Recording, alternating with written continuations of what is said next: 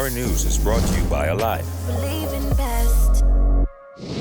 Welcome to Our News, and thanks for joining us. I'm Jared Higgs. Topping news tonight, Prime Minister Dr. Hubert Minnis made one final appeal to residents in vulnerable areas in Grand Bahama and the Abacos to evacuate as Hurricane Dorian takes aim at the two northwestern islands. Minnis said 73,000 residents and 21,000 homes will be impacted by the storm. He urged residents to get out. Warning time is not on their side. Vonnie Toot reports. As Hurricane Dorian intensifies, senior government officials made a final plea today to residents in some parts of Grand Bahama and the Abacos to evacuate. They say Dorian will be a devastating and dangerous storm. I've asked Bahamians, especially those in the Keys, to kindly, and I beg and plead with you, to leave the Keys and move to the mainlands. Homes, houses, structures can be replaced.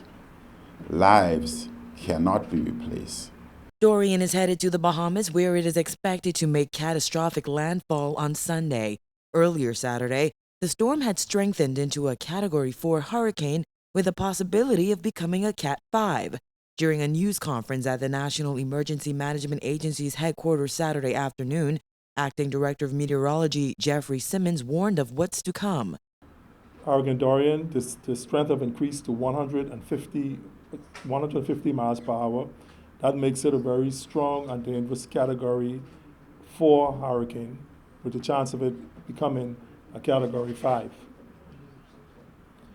On its present track, it's expected that the islands of Abaco and Grand Bahama would be seriously impacted by Hurricane Dorian on Sunday night, and into Monday afternoon. This is a very strong and dangerous hurricane. And here's the frightening part. Dorian is expected to slow down over the northern Bahamas, posing a serious threat to residents on the impacted islands. This slowing down of Dorian would now create prolonged periods of large swells, surge that is, along the north coast of Grand Bahama and the north and east coast of Abaco. Then there's the issue of storm surges. Because we expect storm surge up to 15 feet. In addition to that, we also have a spring tide which can also cause these surge to increase by another 2 to 3 feet. To put it in perspective, I am 6'1". The surge are expected to be 2 to 3 times my height. What this would mean is that homes may potentially be completely submerged with water. Simmons urged residents of Abaco, Grand Bahama, Bimini, and the Berry Islands to complete their storm preparations by the end of Saturday. On Friday, the Prime Minister issued an emergency evacuation of the Abaco Keys and portions of Grand Bahama. He acknowledged that while 73,000 people stand to be impacted, some residents have decided to stick it out at home. He warned them not to place their lives in danger. There are many within the Keys, Grand Key and Sweeting Key, who are refusing to leave. I beg and plead with you, for those of you who want to place their own lives in danger, please allow the women, the children, and the elderly to leave. Transportation is being provided. The Prime Minister said evacuations have begun in earnest, warning time is not on our side. It's not the first time Minnis has ordered residents to evacuate ahead of a storm. Residents of the southern islands were also asked to leave ahead of the dangerous Hurricane Irma, which devastated some of those islands. Minnis was asked why government was not able to order mandatory evacuations. At present, we do not have the legislation in place for mandatory evacuation. However, I'm sure you would note that before coming to office, we've made that commitment that we would bring forth legislation for mandatory evacuation. And when events like this occur, Bahamian people would see how and recognize how urgent and important it is for us to have mandatory evacuation, because we should not and we would not want to place any of our citizens at arm's length or in danger of losing their lives. We then asked Minnis why the necessary legislation was not put in place after the passage of Hurricane Irma in 2017. It was a question he was not willing to answer. We have not yet brought in the legislation. We have not yet brought in the legislation. Any other questions? With storm surges expected to exceed 15 feet, Minnis warned those residents who refuse to evacuate that officials will not be able to put their lives at risk to rescue them during the storm's passage. We're asking them to leave, and I don't think they would want to subject the relevant agencies, place themselves in danger of trying to rescue them. We would not be able to move 145 or 150 miles per hour wind. Though Dorian is expected to take aim at Grand Bahama and Abaco, officials warned residents in other parts of the Bahamas to be prepared as well. Reporting for Our News, I'm Vonique Tude. Well, over on Grand Bahama, residents rushed to make last-minute preparations. Our Kyle Joaquin is on that island and filed this report.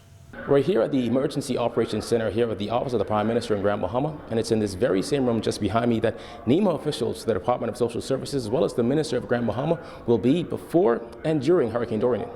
Pray for the best, but we are preparing for the worst. At work in the Emergency Operations Center, emergency services personnel and response crews are ironing out plans for during and after the passage of Hurricane Dorian, which is headed for Abaco and Grand Bahama. The storm, moving rather slowly, is expected to sit between the two islands for quite some time before moving on, dumping loads of rain and packing heavy gusts of wind. The hospital, they are going to go on lockdown as of this evening, and so once the hospital is on lockdown, then no one in terms of going to be moving in and out of the hospital. And so those, I think the hospital also has indicated that all of the visiting hours and those things will be completed, and then they're going to be locked down until the storm passes. Thompson, along with East Grand Bahama MP and Deputy Prime Minister Peter Turnquest, still urging those who live in areas asked to evacuate to heed the warning. Particularly women and children and those elderly and special needs to evacuate those areas. And that extends all the way down the coast because, again, most of the coast where people live is exposed to the ocean. We don't know how high this storm surge may come. There's projections all the way up to 15 to 20 feet. That would inundate most of the coastal communities.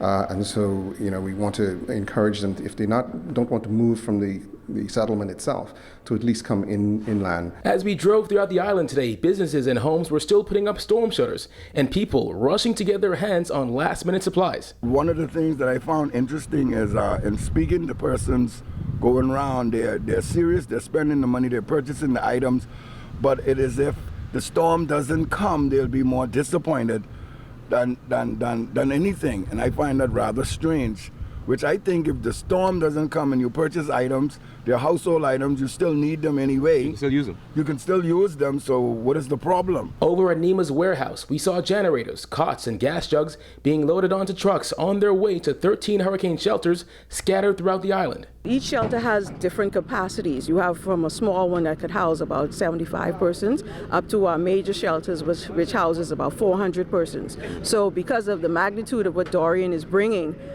everything basically is going to be stripped out of this warehouse today to try and secure, or at least to make the persons who are going to be using the shelters comfortable on Grand Bahama. And over at the special needs shelter next to Christ the King Church and the Rand Memorial Hospital, the shelter manager urged those who need special attention and live in any area urged to evacuate to come there. We are able to house 200 persons.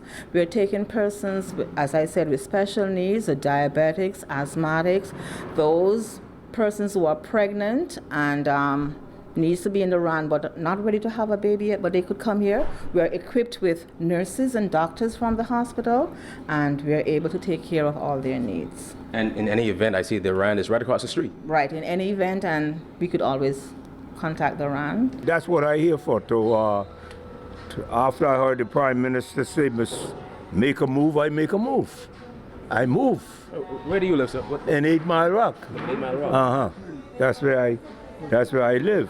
Aside from the wind and the damage it can do, it's the flood that has many worried as well. Many have asked questions about what's to happen with the new Fishing Hole Causeway. Newly built and scheduled to open up in September, the causeway connects East and West Grand Bahama and is built up 12 feet from ground level.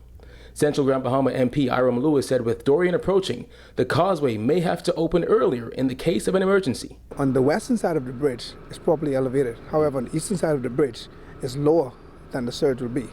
So until such time as the surge reaches the basin side or the eastern side of the bridge, then we'll have to close it. Lewis also showed us the new seawall designed to serve as protection for one of Grand Bahama's oldest communities, Smith's Point. Because over time, water erosion, the community was being lost, and the road along it was beginning to cave in, also the old road. But again, this is perhaps one of the best capital works done in this country. But for the most part, Grand Bahamians appear ready for Dorian. Whether it be securing their homes or just being in a relaxed state of mind, some like Mistress Bain, who has lived through Hurricanes Francis, Jean, and Matthew, to name a few, is ready for whatever the storm brings. I recovered, and which I would call recovered in my way, but not, I don't have no complaints. So you're ready for this new storm? I'm ready for it in one way, that if Christ would come at this time and this storm, I'm ready to go. Now again, we are riding out this storm in Grand Bahama and will continue to keep you updated as they come in. Reporting from the Office of the Prime Minister for Our News in Grand Bahama, I'm Kyle Joaquin. Tourists visiting Grand Bahama and Abaco have been urged to get out while they can, according to Tourism and Aviation Minister Dionisio de Aguilar, who says airlines have put on additional flight services to get tourists out of the impacted islands. He said he is confident that if there are any tourists left on those islands, it is a negligible amount. We've been taking inventory of the number of foreign visitors in Grand Bahama and Abaco for the last 2 days. And the numbers have been significantly diminishing over time. Certainly if there are any foreign visitors that are left, it's a very, very small number. We've encouraged all of the hotels and marinas, especially in Abaco and all the major hotels in Grand Bahama, those that have second homes, to leave. De Aguilar was also asked about the cruise ships docked in parts of the Bahamas. I would assume that ones that are going to Grand Bahama have now gone to different ports. This is normal for the cruise industry. As you know, hurricanes affect the entire Caribbean, and they just go to alternative destinations. I haven't gotten a report yet of exactly what effect it's had on Nassau. Considering the frequent power outages New Providence residents have endured during the summer months, the Prime Minister was asked what steps Bahamas Power and Light is taking to ensure the light stays on during Dorian's passage.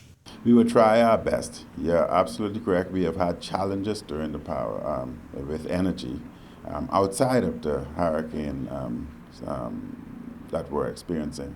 But BPL has assured us that they will do all which is possible to ensure that our electricity remains on. A 6-man team from the United States recently visited the Bahamas to assist with power generation issues.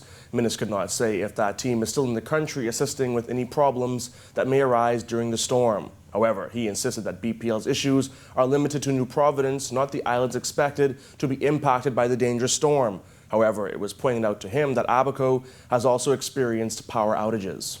The challenges that BPL face are confined to New Providence. The areas that are affected have not faced the challenges that we see in New Providence. The areas that are affected have not faced the challenges that BPL said in a statement that all of its locations on New Providence and the Family Islands are engaged in pre-storm preparations to ensure that all personnel, tools, equipment, and materials are ready should the need rise. The power company said for Family Island operations, in order to safeguard staff, equipment, and BPL's network, once maximum sustained winds reach 40 miles per hour, BPL will engage in a control system shutdown. All outdoor and overhead operations would also cease. In New Providence, areas designated as high risk will be shut down once maximum sustained winds reach 40 miles per hour. Though airports on the impacted islands have been shut down, the Prime Minister announced today that that's not the case for Linden-Pinling International Airport. Linden-Pinling International Airport, decision has been made. The Linden-Pinling International Airport will not be closed during the threat of Hurricane Dorian. Aviation Minister Dionisio de Aguilar says the decision to keep LPIA open is an important one in the event the country needs to receive aid or groups fly into the country to conduct damage assessments. We will continue to receive foreign visitors and Bahamians alike into the capital. And so based on the fact that the storm presently right now is making a more northwardly track. We've determined that the wind speeds at LPA will not exceed 40 miles an hour, and so therefore the airport can remain open, which is very, very important since this is the economic hub. Still to come on Our News, Flamingo Air taking no chances as Dorian approaches. Plus, forecasters fear high tide could worsen the storm's impact. That's coming up when Our News returns.